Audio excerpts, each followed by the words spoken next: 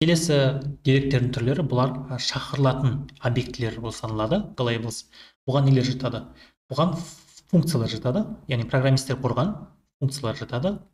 Немесе программа тілінің ішіндегі дайын функциялар да жатады. Немесе белгілі бір объекттің ішіндегі дайын функциялар жатады. Мысалы, біз жаңа list деген объектін құрдық қой. Ол list деген объекттің ішінде өзінің ішкі функциялары бар. Оларды методтар деп атайды.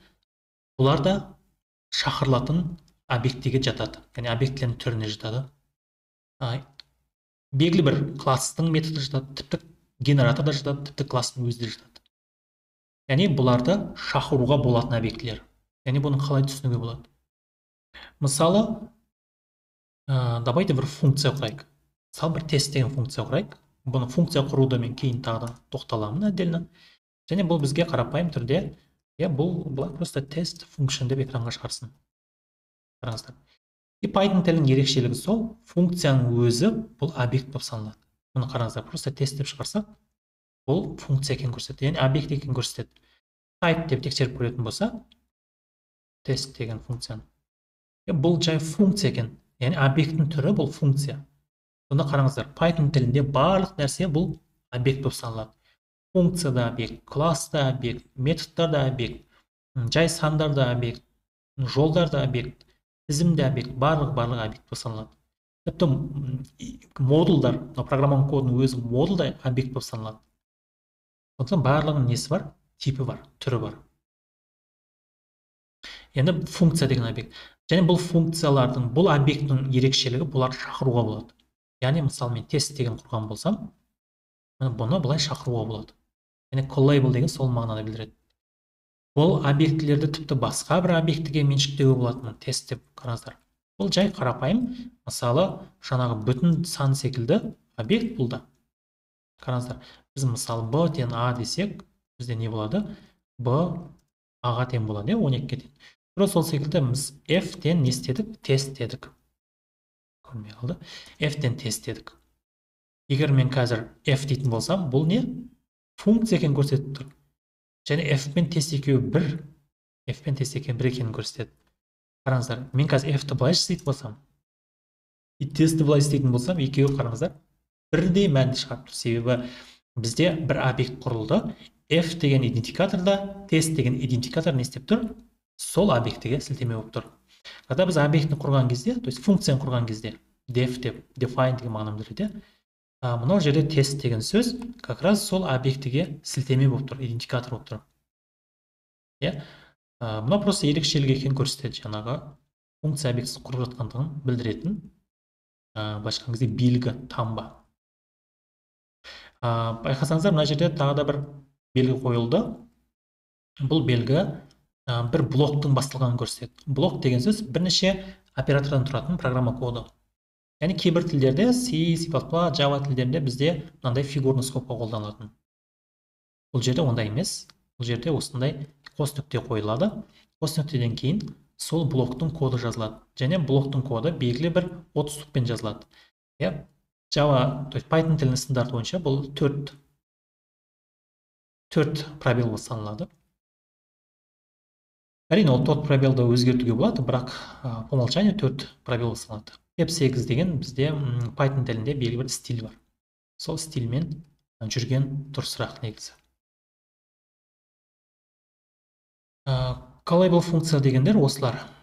Тура сол секілді, мысалы, дайын тілдің өзінің функциялары бар. Бұлар да callable элементке жатады. Яғни бұлар да шақырылады. Мысалы, бізде len деген функция белгілі бір коллекцияның ішінде қанша элемент бар екенін анықтайтын функция. Мысалы, бізде l1 деген не еді? Деп көрейікші. L1 деген бізде лист болады, не? И осының len деген функция не істеуге болады? Ұзындығын білуге болады. 3 элементтен тұратын анықтауға болады. Көріп тұрсыздар. Бұларда callable элементтер жатады. Әрине, бұның бәрімен тоқталмаймын. Арғарап, наверное, тереңдеп кететін шығармыз. Яғни бұларды біз шақыруға болатын объектілердің түрлері деп қарастыруға болады. Бұларды кейін тереңдетілген курстарда жолығамыз. Енді тағы бір түрі бар, singleton объектілер, яғни жалғыз объектілер. Бұлар none и not implemented деген екі түрі бар. Яғни бұл да объектілердің типіне жатады. Давайте тексеріп көрейік. Мысалы, none деген. Бұл да объект. Кәдімгі қарапайым объект. Бұның да типі бар. Бұның да типі бар. Бұның типі, none'ның типі әрине none. Иә? None'ның типі none. Яғни ешнәрсе емес деген білдіреді да. Мысалы, белгілі бір айнымалыға не істеуге болады? Бұны да сақтауға болады, none деп. Яғни none деген сөз ешнәрсе емес деген білдіреді. Ешқандай сілтемесі жоқ деген. Кейбір тілдерде ол null деп белгілейді. Бұл жерде none. Тоғысында not implemented деген бар. Оны кейінірек тағы да бір тереңдетілген курста кездесеміз. Сонымен Python тіліндегі негізгі типтер осылар. Яғни деректердің түрлері осылар. Сонымен біз бірінші ерекшелігімен тоқталдық, аяқтадық. Енді осыларды біз сақтап қояйық, GitHubқа саламыз. Мен сіздерге көрсетейін, оны қалай салу керек екенін. Так, бізде қараңыздар, Python ерекшелігі деген код пайда болды. Так, былай істейік.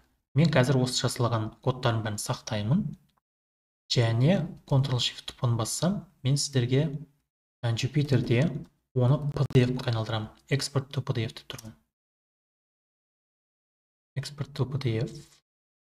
Және қай жерге сақтаймыз? Тура осы жерге сақтаймыз. Деректер түрі деген.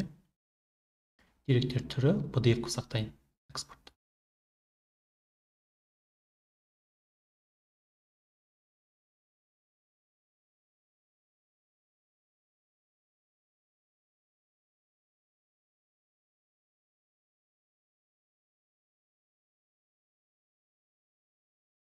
Так, сақтау үстінде күте тұрайық.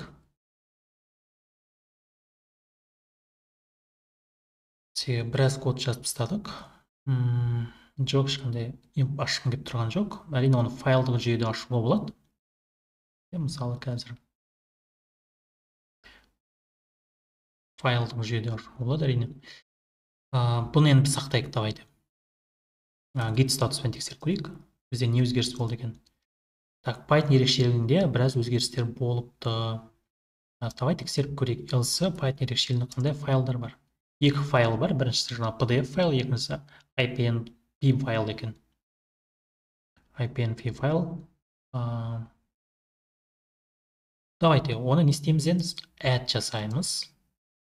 Python ерекшелігі папкасымен оны коммитке дайындаймыз. И коммит жасаймыз. Commit M Python тілінің бірінші ерекшелігі. Бірінші ерекшелігі. Осыны не істеуіміз керек? Commit деген қате жүр. Commit. Енді осыны не істейміз? Push'қа жібереміз, Push. ITLAF-қа жібереміз.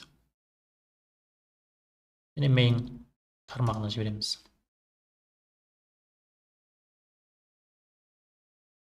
Бізде енді апдейт жасап көрсек. Папка құрылды. Бұл папканың ішіне кіретін болсақ, байқасаңыз тілі Jupyter ноутбукта. Кіретін болсақ, міне PDF файл тұр.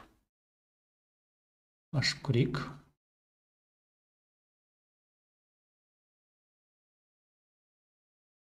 Бүкіл программа кодын осы жерден де PDF файл арқылы орындай бересіздер. Әрине оны көшіріп алып та қоюға болады. Давайте. Отырылды. Давайте мен былай істейін. Бұл қай жерде тұр бізде? Home'да тұр. Home'да менде Python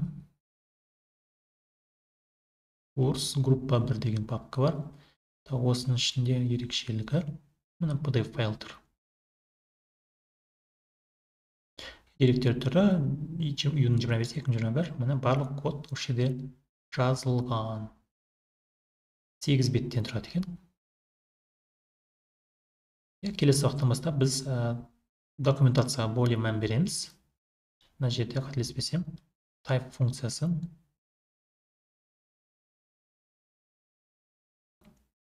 Енді келесі Python тілінің ерекшелігі бұл объектінің сілтемелік моделі. Қызық болады.